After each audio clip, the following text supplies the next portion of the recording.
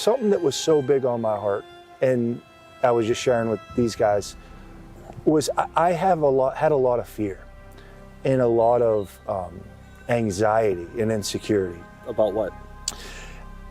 I think, I guess maybe not, just the insecurity of being. On today's special edition of Reaching for Answers, we are on the road and into the woods as we head out to Our Lady of Mount Carmel's Adventure Camp and Retreat Center, along with Dry Bones Ministry, to interview a very special guest. Hey, we just showed up here at Dry Bones Ministry. Our Lady of Mount Carmel Camp. Are we blessed to be here on this beautiful day? We got an invite. We're up here for free. It's not costing us any money. We just showed up. This was free? Father Freedy's over there. Amazing, amazing. Yeah. So this is another episode of... Welcome to the road. No. Reaching for Answers. Reaching for Answers. Is that, what is this show? Jordan, what is this show? Reaching for Answers. I have no idea at this point. And here's Father Joe Freedy, right? Now, Thanks for having me. Yeah. Thanks for having We've been us. talking about him in just about every testimony we have done so far. So we're going to now put a face with all the stuff we've heard about him. Yeah, so what are we going to do today? We are going to take a tour of the camp, share about our stories, I think, talk a lot about brotherhood and what the Lord's done and doing in our lives. And talk about your needs and what we can do here. Yeah. And know, Father, that you're spreading there's a lot of fruit that's come from your contact with a whole bunch of us that were involved with Emmaus and still are. So we appreciate you. And I'm always grateful for my time with the Emmaus guys. Whether I'm going there or just being with you guys out, it's always blessed. So We're thanks. going to try not to preach, but what are you going to do? Yeah, It is what it is. That's right. Are we in the choir? We're in the choir. Oh, we're in the choir. Yeah, I'm psyched. I'm excited you guys are here. I'm excited we got a beautiful day. So this is the camp. You guys are going to get a great tour of it. It's called Our Lady of Mount Carmel Adventure Camp and Retreat Center is the long name, but this is really cool. So I want to share this with you guys and everybody who's going to be watching. But Carmel in Hebrew comes from Karem El. El in Hebrew means God. Think of the angel Gabriel, Mikael, Michael, Raphael. And Carmel means the garden of God. So, and Mount Carmel is so significant, as you guys know from the scriptures, right? It's where Elijah fights the prophets of Baal, where God fights the prophets of Baal, and he brings Israel back to true worship.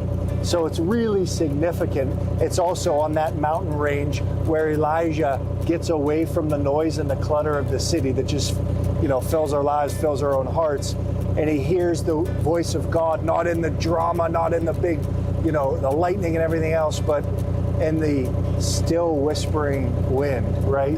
So it's significant for that reason. And there's a really cool story about how you ended up naming it that, and some of those God incidental moments, those affirmations that brought this about. So we're going to talk about those, where we've been. But as you pull out now and start the tour, we're going to weave in your life story. So I want you to start back when you were a kid. You obviously weren't thinking about being a priest, or were you? But let's talk about that as we drive, and then you tell us what you want to point out, and we'll go from there. Great, yeah. So how big is the camp? How many acres? Yeah, 120 acres. And right now we got 160 kids up here from Central. We had a bunch of kids from one of our Central Catholic here in Pittsburgh. That's right. St. LaSalle was up yesterday with a bunch of their kids. So more and more groups are starting to use it. What part of town are we in?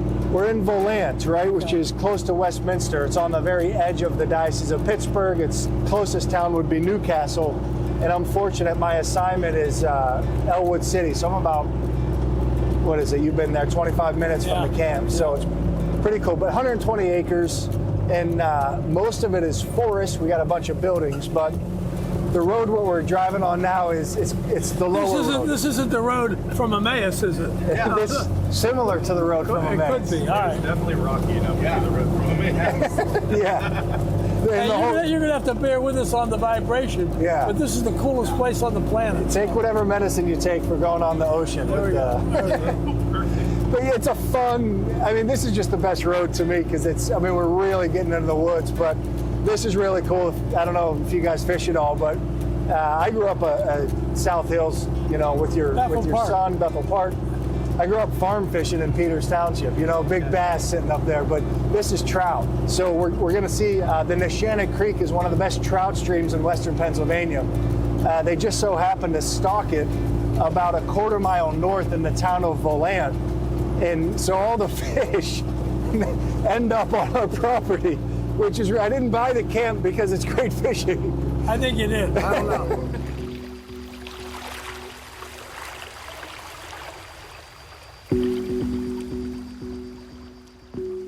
Talk to me about being a kid. So grew up I'm the youngest of 5, right? 2 older brothers, 2 older sisters, and awesome Catholic family, rosary a lot, mass all the time. It was not optional, like when I'm growing up. But to be honest, I didn't really understand my faith. You've heard me talk about this 1,000 times, but like the why behind the what, especially in Catholicism. I think we're really good at knowing what to do, right, as Catholics, but often we don't know why we're doing what we're doing. And in anything, it helps out, whether you're playing sports or it's like, why do we have to do this, Coach? Well, if he gives you the why behind what we're doing, it just makes it a lot more meaningful. You can get into it more. So I didn't really understand the faith growing up. And I often talk about having a conversion later on in life, which was a reconversion. But my parents did have a dynamic relationship with God. But the kind of the central piece of Mass every Sunday to me, just speaking honestly, it was boring. And I think that's a lot of people's experience. I go to Mass and hear these readings. The readings aren't self-explanatory a lot of times. So it's like, what? And then a priest would be preaching. Did you go to Catholic school or did you go to CCD? What did you do? I went to CCD most of the time, a little bit of Catholic school, but the CCD was a little bit like, sometimes we reduce Jesus to like a really nice guy who wants us to be nicer. And so it's like, don't litter and don't swear. And it's like, well, that's not real attractive. It's like, then you read the Gospels and you're like, what? Like that is, every page of the Gospel is like fire and action and passion and mercy and love and heartbreak. And, it's like, I'm like, why didn't you introduce me to this guy? Like, I don't know who that other guy was you were talking about, but that ain't him. So. And you're playing basketball and football. You're a kid. Yeah, I'm sports. Sports. So you weren't from the beginning thinking, I got a calling and I'm going to be a priest. So, or were you? Straight up honest, I was not a youth group kid. I was not a play Mass at home kid. But I knew from the time I thought about that I was going to be a priest. Oh, you did? I did. But it wasn't like, oh, I'm going to be, people ask me like, hey, you going to play in the NFL or something like that? And I'd be like, no. I wasn't out about it. It wasn't like, something real explicit. So it was there, but it was like, well, I know I'm going to do that a long time from now, so I got time. It's like, I'll do whatever I want. Well, let me ask you this. Yeah. So we can get your past behind you, yeah. All right? You're playing football at Buffalo, yeah. Right? You got the potential to potentially go to the NFL, etc. Maybe not. No. Was it Akron? Was it? I thought they were the enemy. Okay. These guys were dirty. So there must have been either a God incidental moment, an affirmation, something where you were going, well, I'm in Buffalo and I'm a football player and you're a quarterback on the team. You're the leader of the team. Yeah. There must have been something that said, guess what? I'm going in to the ministry. Yeah, and I think, what happened? In a certain way, it's a classic story. It's like the encounter with the not enough. Like, how am I, like, all these things are lining up. I got the girl, I have the football, I've got I'm like, I wasn't, this wasn't Alabama or something, it was Buffalo, so I wasn't some kind of celebrity, barely winning any games. But if you're the quarterback on a team in Buffalo, at least you're the man. I felt like the man, at least in my own head. But I think it was like the encounter with, I'm still not satisfied. Like, the God-sized hole, the classic, there's gotta be more. And the anxiety and the fear. Something that was so big on my heart, and I was just sharing with these guys, was I had a lot of fear and a lot of anxiety and insecurity. About what? I think, I guess maybe not, just the insecurity of being. like just not as a human being, not as being a priest. Right. We're talking about you just had fear and anxiety. Yeah, so that played a big part when I was a kid. And that resonates with kids today, particularly today. Yeah, and I've been to the schools talking so much about this, but I've even at 46 years old now, I still battle with anxiety and insecurity. You guys asked me how I was doing before, and I was like, to be honest, I'm struggling. And it's like, that doesn't mean I'm struggling in my faith. That doesn't mean, but just being a human being. It's like I've learned over the years, and I've learned and I've not learned. It's like that the Lord doesn't come so much to take away all suffering. Because if he did, we'd all kind of say, he's not doing a great job, Like he comes to take away sin. And he comes to redeem our suffering and make it meaningful. Sometimes he does take it away. Sometimes our friend is cured of cancer, and the power of prayer is still the power of prayer. But I think what I'm learning in my life, and I don't know if it's maturity, if it's getting older, is, I begged him to take away my anxiety for my whole life. And I still sometimes do. But I realized recently, actually about a year ago on retreat, like, union with the crucified and risen Christ is the source of our greatest joy. And so if he would have taken all my suffering away and just made me a secure guy that never has any, problems or awkwardness, or he would have taken away the avenue that led to greatest union with him. Because it's not my strength and I was a big tough football player and I give the talks and blah blah blah blah blah that's united me to Christ. It's my poverty. And for whatever I project, people are always like, you get anxious and you get afraid. I'm poor. I'm just poor and I'm needy. And the Lord, in a certain sense, has allowed me to be needy my whole life. And poor my whole life. We find it's a common denominator in almost all of the podcasts we've done so far. That every one of them have had that same feeling where it's almost like you don't learn anything good out of good. Yeah. But it's only when you get down to it and you need something and you realize you're not in charge. Yeah. That you open your heart and you open your mind to God. Yeah. What's the great, I forget the praise and worship song. It's something like, our weakness brings me to my knees, helps me see my need for thee. C.S. Lewis, right? What does he say? He says, God whispers to us in our consolation, and he shouts to us in our pain. Ah, nice. God, our pain is God's megaphone to rouse a sleeping world.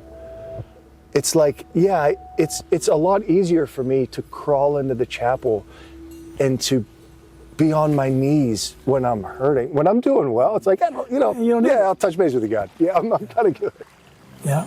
I just think it's really interesting because I've heard you speak and been at the masses, and you never would think that this person is anxious. And I know you've heard this before, or this person is going through anything. And I think a lot of us, you can't see what the other person is going through. Amen. And everybody's got a story. So we're coming out to this clearing, and I always like to share the story of some real providential things that happened. So we're getting to this clearing here, creeks to our back, and then got this gas line, which kind of is a really cool natural hike for us. But, before this whole thing launched, I didn't know what I was doing, and I was up all night, and it kind of came crucial not to buy this land, but some land. And so I was up all night, got up, out of my bed real early in the morning, went into the chapel, and I just said to the Lord, Lord, you have to let me know. I am dying here.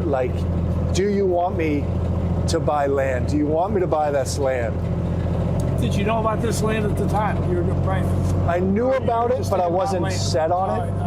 And I knew, the time came, do we launch this project or not? And I opened my daily devotional, and I'm desperate. And I just said to the Lord, again, do you want me to buy this land? And literally the line said, go and take possession of the land I have given you. It will be a place of many blessings for all who go there. Now that's an affirmation. I always joke around saying, yes, Lord, but give me a sign. You know, it's like, so that happened. As we're going past, there's some, archery here, right by the groundhog. It'd be perfect timing. Back there we have some axe throwing, and then we're coming up to a fun place here called Challenge Valley that the kids all hike down to, and there's a bunch of different obstacles that they have to go on and do.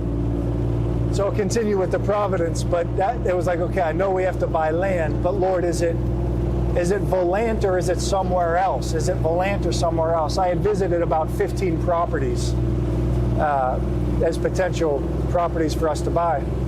And I'm driving down 65, and I'm praying deeply, and I'm kind of closing my eyes a little bit as I'm driving, a little bit desperate again. You'll see desperation as a theme in my life, and so I stopped real suddenly coming up to traffic, and I almost hit the car in front of me, but I stopped right before, and I kind of picked my head up, and I looked at their license plate, and it said right in front of me, Volant, and I was like, okay. Wow. And then the last fun, it's a 2x4, and then the last fun thing was I was on that same road, it's a providential road for me, and I was like, okay, I know, God, you told me we're supposed to buy land, you told me it's got to be Volant, and I knew I was going to call it Our Lady of Mount Carmel.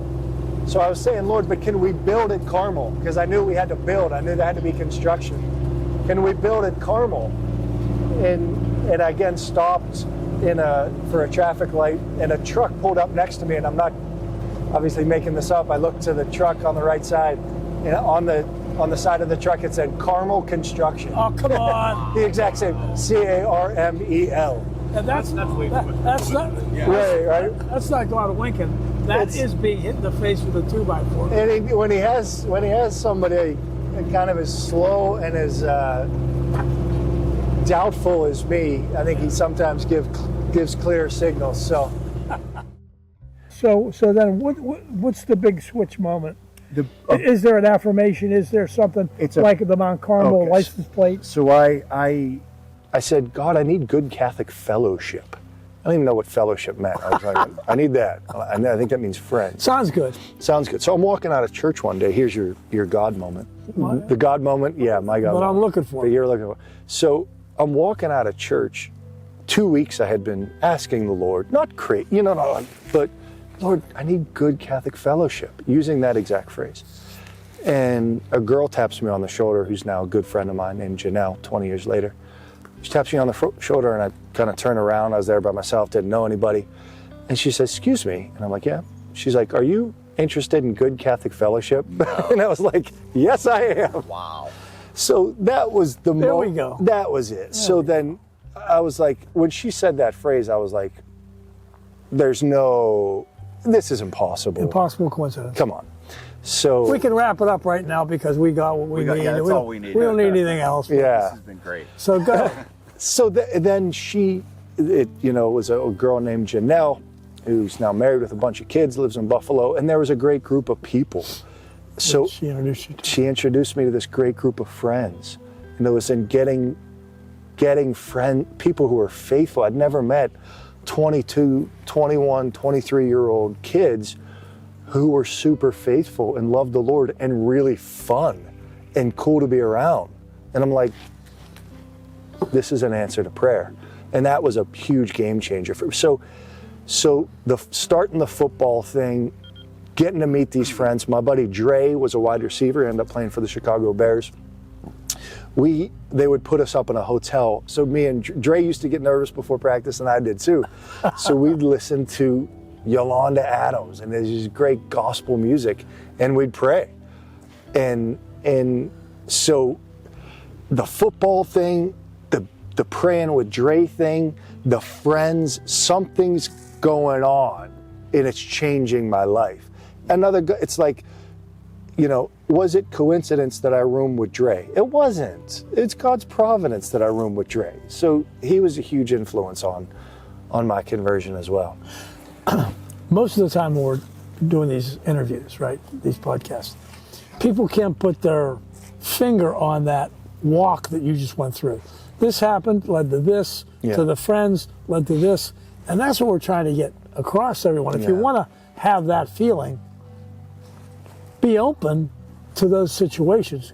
We always like to say in Emmaus, open mind, open heart. Yeah. You got to be looking for it, and then it comes to you because it's always there. Yeah. Is that do you find that to be correct? That's right. Incorrect? That's right. And you guys are great examples of that to me. To be honest, not patronizing. It's the song, right? The old praise and worship. It's like, "Open the eyes of my heart, Lord. I want to see you." And it's Pope Benedict has this quote that I love. He said, "Only where God is seen does life truly begin. Only when we meet the living God in Christ do we know what life is." So it's like He's here. Like He's here. And so I'm not going to see Him by squinting a little harder, right? It's like I'm not going to see Him in the bark of the tree, but He's present. And so we have to be taught a different way of seeing. And we would call that the supernatural sense. We have our senses. Yes, yes. And often we can encounter God through them, but there's a supernatural sense that allows us to see Him, to hear Him. Although I saw him in the bark of that tree when we were coming around the corner over there. There you go. Just so you know. There you go. You have brown hair flowing down. Yeah. Well, that is probably the most important part of everything that we're trying to do, where you've just laid out how people can get where you got to from where you were. How I got to from where well, you kind of know my story. You know, I was the same guy. I was overwhelmed with good. Yeah. And still had that giant hole. Yeah. And then I met you, and I went to that retreat, which, you know, people are tired of hearing about by now. No. But that's where we hooked up, and I go into confession, which I hated confession as well. I mean, what a dumb concept, confession. And I walk in, and there's one of my son's friends. From high school. Yeah, we went, what? Oh, it's hilarious because I think I would have ran out. I was going to say, I'm surprised you didn't go. say. Remember, good. I'm fully atheist. I walk in, and I'm thinking, No, there's no way. I don't think I could confess to like one of my son's high school buddies. I mean, well, it was. We talked about that, you know, and then there was many other situations that way. But that's what we're trying to get across out there. How when you're open to it, and you're with the right people, and you're reading scripture, or you're doing some of the right thing, you're going to mass, or you're going to church, you know. Yeah, and I think, I mean, you guys, again, not to blow you guys up, but you're really good examples of this. I think there's this idea out there that I'm going to go have my fun and then I'll do the God thing. That's really the trap I fell into. You know, Billy Joel, like I'd rather laugh with the sinners than cry with the saints. So you know, sometimes you walk into church, you see stained glass of holy people, of our saints, and they look really miserable. And it's like, the saints are the ones who are most fully alive. So it's like God is not interested, and again, I'm preaching to the choir, He's not interested in anything but us coming to fullness of life. So it's like there's this idea out there that people will say to me sometimes, "Oh yeah, Father Joe, I'll follow God, but let me go have some fun first." It's like, but you don't have a clue. Like, the understanding, if you only knew, if I only knew, if somebody would have grabbed me and said, "Hey, Freedy," and my buddy Dre kind of did that. He was a John the Baptist to me. Like, dude, I see you like partying and doing all this stuff. And he saw me. And he's like, but I know you're hurting. And I was kind of like, "Oh, yeah, you know, push, oh, yeah, right, buddy." I walked away from Dre. It was like the second time we met. And I was like, he got me. He saw me. And I was kind of like, I think one of the best things we have for kind of evangelization today is like, the other way is not working. You know, it's like if the promiscuity and the party life and the I live for me, and if that was like working and everybody was, then I'd say, wow. But it's like, it's all just, these rock stars wouldn't die young. It's just constantly proven that that's not the way. So it's like, Jesus says, "I'm the way." So I'm kind of like, because my parents planted the truth in my heart, you know, so long ago, it was like, it was there. I had just turned really far away from it and was living like a pagan. And then a few things happened that changed my life. one thing happened was before I was a starting quarterback, I wasn't even part of the team. I was, but I was the 5th string quarterback. And then you guys have heard me share this, but it's a funny story. So when I was the 4th string quarterback, 5th string quarterback, then 4th string quarterback, I didn't even care about football. I was there on a free ride. I'm like, whatever. Like, I'm getting to go to school for free. I'm on a football team. I feel like I'm cool. You know, I feel like and then a few weeks before our first game, we might have been playing Akron. We were playing James Harrison, and he played for Kent State. And the starting quarterback got transferred out, and then we had a scrimmage. Our team played our team, so there were 2 quarterbacks ahead of me. I was now 4th string down to 3rd string. I didn't even know the plays. And the starter drops back the pass, and he throws an interception. It's practice, so he shouldn't have went to tackle the guy. He goes to tackle the guy, blows his shoulder out. So all of a sudden, I go from 4th string to 3rd string to 2nd string. And, most guys would be like, I'm going to play. I was like, oh, no, I'm not playing. Like, this is going to be trouble. I haven't practiced this. Yeah, and my other buddy drops back the pass, and he goes to throw deep, and somebody grabbed his arm from behind, tears his rotator cuff. So I go from 4th to 3rd to 2nd to 1st string. And what year in school is this now? This is I started for 3 years, so that I got redshirted. So this would have been my redshirt sophomore year. Okay. So, the coaches are like panicked, like not Freedy, like we can't start this kid. Freedy? Yeah. So, they were trying there was a buddy of mine, Drew Haddad, who ended up in the NFL. But he was a wide receiver, and they're like, can we make him a quarterback? So I ended up starting, for 3 years. And I don't think I ever not started a game in those 3 years. What was the first game like? When you go, what was your first snap like? How did that feel? It went okay. Oh, it did? That was you felt comfortable? I don't know if I felt comfortable, but we didn't get blown out. So it was like the coaches were like, maybe Freedy can. No, we didn't win the game. We didn't win a game all year. But it didn't go so bad that it was like, okay, he's gone. It went good enough to say, well, let's give him another shot, and then another shot, and another shot, and another shot. And that turned into 3 years. And maybe 3-1 games total, but it was like a grow-up moment. You're talking about these God moments. It's like in God, I always joke and say God hurt all the other quarterbacks in front of me, which is not true. But it's like, sometimes we're looking for God in the dramatic. Again, we're at Mount Carmel. Elijah heard him in the still whispering wind, and he does do the dramatic. But in a certain sense, it's like, is this not dramatic enough? Like, is a cliff falling into a river with a beautiful sun, the most beautiful pines you've ever... Like, is this... Not enough. Right. One of my speakers says, Chris Stefanik always says, people are looking around the world and they go, where is God? And he says they're looking around and they go, how about everywhere? I like that one. But for me, he used the circumstances of my life. It wasn't lightning bolt from heaven. It was... I now had to grow up a little bit, which I'm still trying to do. I was now the starting quarterback. I wasn't, again, this wasn't Alabama, but people knew who I was. I had to lead a team. I was just a total goofball before. And so what the Lord did was gave you some responsibility. Yeah, time to grow up. Through this maturity, or through this little bit of responsibility, it was like, you got to grow up a little. So it got me thinking. That wasn't like, I better get my life turned around, It was like, well, now I'm going to use being the starting quarterback to live even more like a beggar. But it was like you said, it was like, this growing up of the heart that got me thinking more deeply, like about how I was living. Because I wasn't thinking.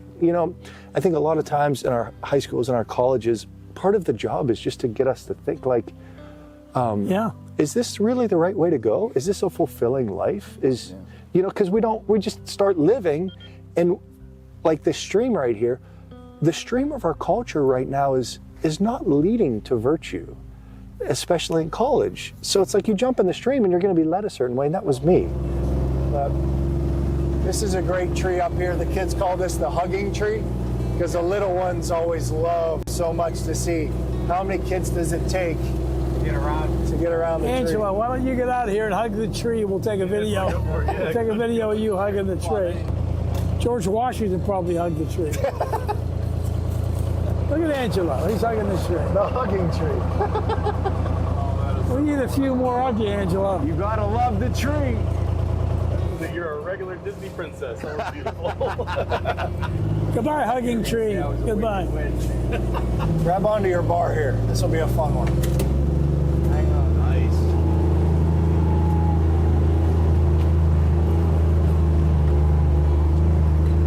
That's my favorite hill, Jordan. Is that what it is? Isn't that a great hill?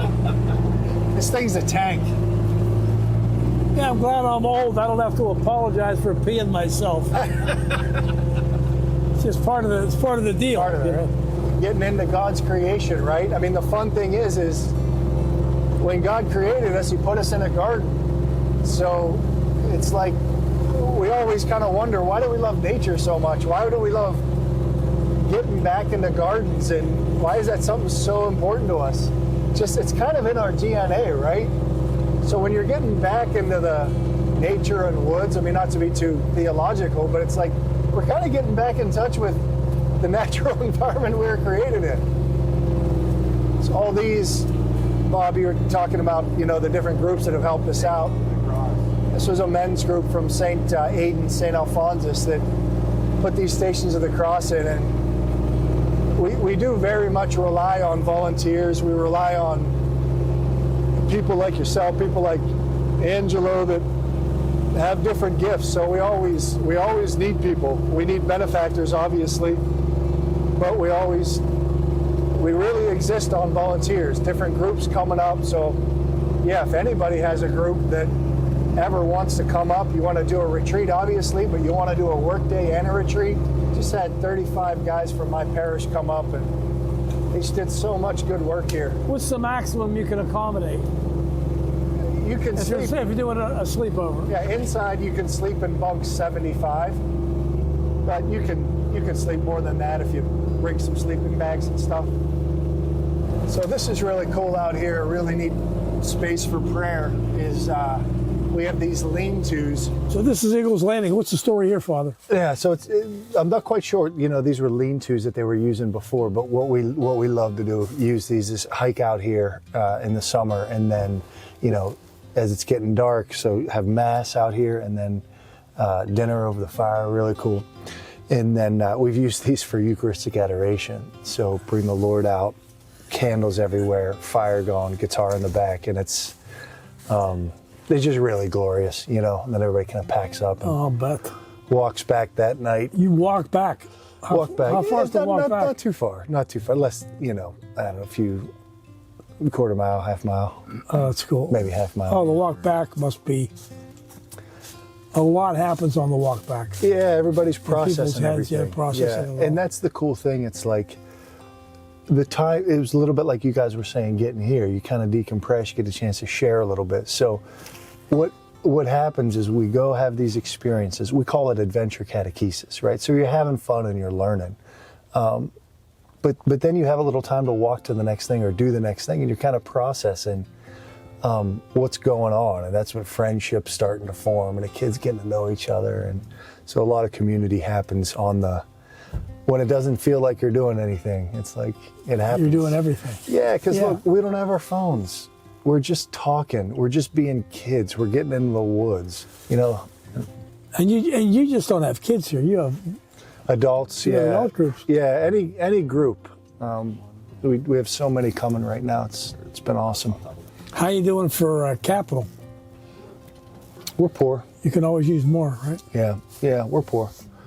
And we've gotten some nice gifts. Nobody's ever given us nobody's given us $1 million or something like that. It'd be great. But we need a building. We need an indoor building to be able to house huge retreats like this.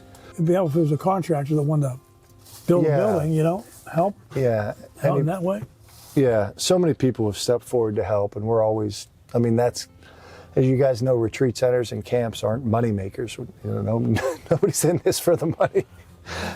So, yeah, we just rely so much. This is another God story for you, but we were having trouble with our well. I'm going to get the terminology wrong, but it's a very specific type of well. Let's call it like a wide well or something like that.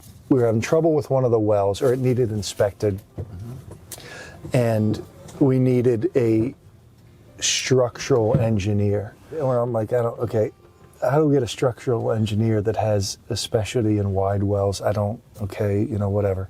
We don't have any money, And volunteer day, I'm up here picking weeds with a woman and kind of clearing some stuff out and just chatting, Father Joe, tell me about yourself. And I said, yeah, what are you up to?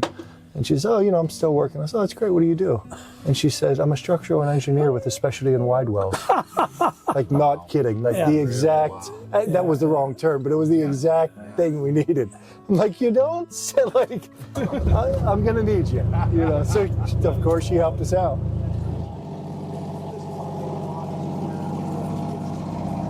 I forget what group did this.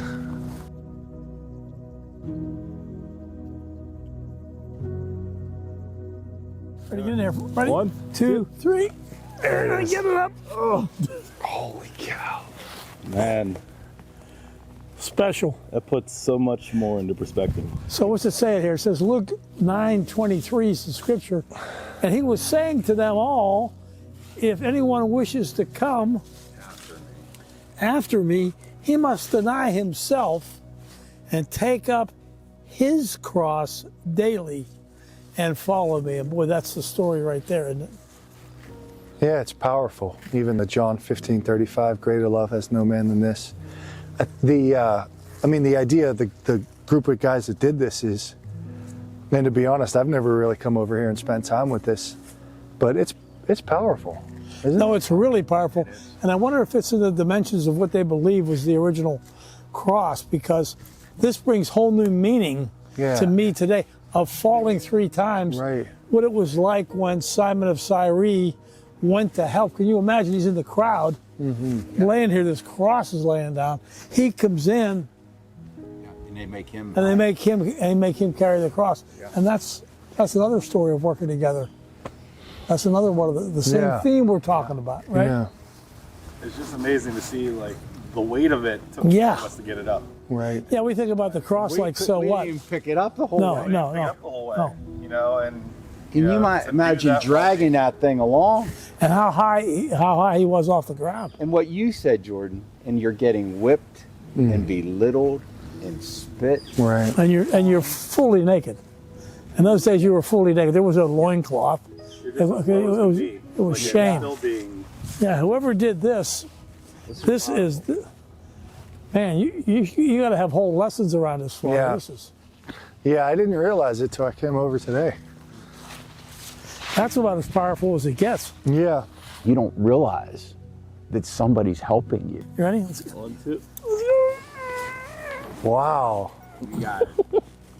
We got it. Wow. Awesome. Back down. Yeah. Pretty heavy? Good Lord. Heavy enough. Because nobody, you don't want to show your wounds. You don't want to show your weakness. I'm a man, like you said. I'm the man. Well, I get it. I don't want anybody to see I'm weak and that I have wounds and that I'm hurting and that I Particularly need in God. Western Pennsylvania. I mean, you Yeah. grow up. Yeah. You better just suck it up. Yeah, and how cool is it that, more than cool, but that's a word, Jesus shows up after the resurrection, and what's the first thing he shows? His wounds. It's not, it's like, how do we recognize? We recognize people from their faces. Boy, I never thought about that one. I never Until did this either. minute. I Is never that- thought yeah. about that. So he didn't say, hey guys, it's me. He said, it's me. And so what he's saying, and to get a little preachy, is, Really? Hey, too late. Man. Yeah, too late for that. Like, We're should have in shut the now. camera down an hour ago. It's like, I know you have wounds, and I have wounds too, but your wounds, Joe, aren't the big story. It's like my love is the big story. And I know our wounds sometimes don't, it's like my wounds, my insecurity, I'm so nervous about something I have to do tomorrow, some talks, I'm so anxious. But it's like, that seems like the big story to me, but it's not. The big story is his love and his grace and his faithfulness. And if I put my wounds into his wounds, they no longer are a place of shame. they can be redeemed, right? As we've all experienced and are constantly experiencing. So why is it so hard to surrender to God? We know that's what we have to do. Why is it so hard, Father? That's the question. That's the question. I don't know. Like, I know that that's what we're supposed to do. Right. And the fact that you don't know is a beautiful thing, because Well, that kind of scares me a little bit. I wish I had a here's the answer. and what people have said to us, and you can address this because of what you've gone through and who you are and how you got here. They'll say, hey, Angela, hey, Bob, we watched some of the shows. Yeah. But you guys are all in the choir, Yeah. and, you know, you're not me, and I can't, because you're already there, and how am I sure that this is, and that's a hard question to answer at times, right? Yeah. But the answer is exactly what you went through, and he went through, and I went through, and he went through. Yeah. He has an amazing story about all the stuff that he went through in order to get here, you know? So how do we communicate that we're not these wonderful, holy people? If anybody knows us for more than 5 seconds, it's like spend 5 minutes with any four of us, and you'll find out real quick. And It's so like, many people think everybody in the church is like when I went to the retreat, I thought, oh man, these guys are going to judge me, and and they stood up and applauded when I said, hey man, I'm an atheist, and they stood up and applauded and said, you're the only honest guy in the room. That's what they. Well, so I stayed. Yeah, what'd they say to Pope? You know, what Pope Francis say when they asked him? So they were Jorge Bergoglio was his name, and they said, "Who is?" A reporter said, "Who is Jorge Bergoglio?" And he said, "I'm a sinner who's been saved by Christ." So it's like, I love Chesterton. He says, "We're all in the same boat, and we're all seasick." It's like we're just. You know, and I'm gonna be having great days and feel like I'm on top of the world, and you're gonna be down. And so it's like, but if we can kind of lift each other up. If we can, you know, to your Angela, you're saying this, you know, about we're all fighting these. But Plato had I feel like I'm Go ahead. a quote machine. I don't mean to be. I don't. No, you are a quote machine. But it's be kind, because everyone you meet is fighting a great battle you can't see. My friend was driving home from somewhere, I'll tell you in a second where, and she didn't go at the stop sign fast enough. We've all experienced this. And a guy laid on the horn, gave her the middle finger, but she was coming home from her mom's funeral. Yeah. It's like, we don't know, you know? We don't know. You just don't know. Yeah, everybody's battling. And if you're not battling right now, it's like, give it 5 minutes. Yeah. Like, give it 5 minutes. It'll be there. It'll be there. Yeah. One of the themes we talked about, you know, on the show is that it seems like a lot of ego is the thing that keeps people away from getting to those points in their life. You know, we talked several times about, being afraid to come to somebody, you know, being afraid to tell somebody that you're hurting and stuff. And, you know, I'm afraid that if I confess that I've fallen, that people are going to think less of me. And like, I think that a lot of people forget Jesus himself fell. Yeah, you know, 3 times, you know, and I think when people get their ego out of the way of that, maybe they'll start to understand. Maybe you could talk about that. And the second thing he did too on that direction is he went to a couple of guys on the road who were running. The second he could have done anything, we like to say at Emmaus. He could have gone and said, hey, I'm back. He could have taken over the world. He goes to 2 guys that are in fear of their life potentially, walking away from it. And makes himself, that's like the second thing he did. He could have done anything. Why did he do that? And that's what you're talking about. We got to be there for each other. And Jordan, I love what you said. It's like, and Bob, you're saying this, the word vulnerable comes from a word vulnere, which means to be wounded. And so there is no communion without vulnerability. But if I know I can be hurt, and we learn when we're kids, I've been hurt, so I'm going to start covering up. Well, by the time you've got, so it's like, I'm not letting that happen to me again, because that really hurt. So to be in a position to be able to, like, why can I share with you guys so openly? Because I know you too have faced your brokenness, and I know you're the kind of guys that are able to receive me, and it's going to be okay, and it's like you're going to love me, and you're not going to judge me, and you might say a challenging word, you might say the encouraging word, whatever it's going to be. And this is what I found with Emmaus. There is this isn't a promo, but it's just honest. There is a community and a fraternity of men being vulnerable with each other, unlike any other organization I've ever seen in the church. Because it's like we're just all kind of here together. We're all broken. We're all trying to seek after the truth. And just so you know, you have a brother with me, and you can call me on it. This is crazy. I've never done Emmaus. You guys invited me to do it 4,000 times. I've gone and done confessions for it, walked through a lot of it before. I know I could call anybody in Emmaus, and they'd be there for me. I just know it. And they know that you'll be there for them as well. Amen. And that's invaluable. You know what you said to me once that was stuck with me forever? I was doing that little Road from Emmaus thing, and you said, hey, Bob, why don't you start that Road from Emmaus thing down here at Holy Child? Because, and here's the cool part, he said, people will talk to you, meaning other guys, before they'll talk to a priest. And you guys, as friends, you can do things differently and more than we can do, because a lot of guys won't go to the priest because they're ashamed or afraid or whatever the story is. Yeah. And that's what started, Father. Yeah. That's what started that whole thing, was that comment. Yeah, it's cool. It's like you guys can get places I can't, and I can get places you can't. And I think we all have a role. And it's like nobody in God's plan is unimportant. Nobody.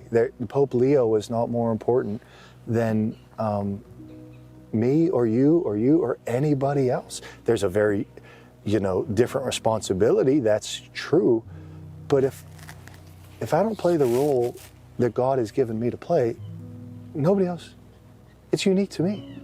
So it's like we all have such a part to play in the body of Christ, and it's like these men's groups where guys can come and know, oh, I can be real here.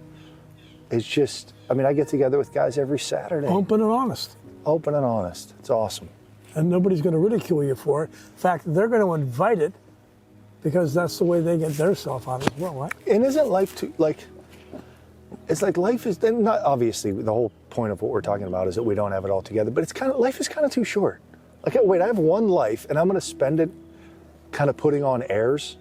I'm going to spend it trying to get everybody to think that it's like, really? Wearing a mask. I want to show you who I really am. Yeah, it's like, or we could just really love each other and have great relrelationships. It's like, we could do that. Well, he's as honest and insulting as you are. Wow. That's a compliment to me. Yeah, he's insulting. So he's just, the truth. So I want to volunteer, right, to help out some kids at Holy Child, right? And I say, hey, Father. He said, what are you doing here, Bob? Because they were young kids, right? They were teenage kids. And I'm thinking I'm 29 years old. And meanwhile, I'm 67 at the time, right? And he says... So that was what, like 20 years ago? It was 30 years ago. Need to get... Just checking, Jordan. Yeah, so Jordan, so he says to me, you're kind of a grandfathery guy. And you did. You said, that's great. But maybe the kids, they got grandfathers. And maybe you'll fit in. They'll relate to you that way. So I just turned around, walked out the door. No, you left. I didn't realize that I was toward the end of the yardstick. But of course, that's hilarious. Father Joe, really helpful. You're old, Bob. You're going to die pretty soon. You better, Might as well get some mentoring. Might as well get to it, I think the thing that's so you guys did it today is coming up and seeing the place and spreading the word about it. We have so many groups and retreats and high school and older. Every type of group is starting to come up, which I'm just so excited about it. Somebody said it's the best kept secret in the diocese, and I'm like, well, let's not make it a secret. Yeah. So the idea, I think, is spreading the word, and you guys are helping with that so much. But yeah, really grateful. Super happy to spend the time. We need volunteers. Yeah, always We volunteers. need donations. Yeah. We need equipment. Yeah. We need people with expertise in developing the land. We kind of need everything. We kind of need a little bit of everything. Yeah. So and for that, people get not only their spiritual experience, but they can have a retreat at the same time up here. Yeah, there's a million different things. The best thing, we've got great people running it. So Jeff Hand is our operations director. Paul Uni's our executive director. So the Dry Bones website and the Our Lady of Mount Carmel camp website, they all have all the information, and we're just more and more people are getting interested. The word's spreading more and more, and it's just fun. As you guys have experienced, you come up and see it, and you kind of go, "This place is awesome." Oh, it's awesome. So, is our Emmaus brother Jim Zern still involved with this, or what's Jim do? Jim has been doing so much for the past years to keep this place going, and his reward will be great in heaven, because it's not much on earth. We know that. So yeah, he's done so much. A lot here. All right, we'll let you go. We appreciate your time. Thanks, Father. And Peace. let's see what happens, all right? Yep, gift to be with you guys. Thanks for hanging out with me, Jordan. Thanks for spending the time. Thanks.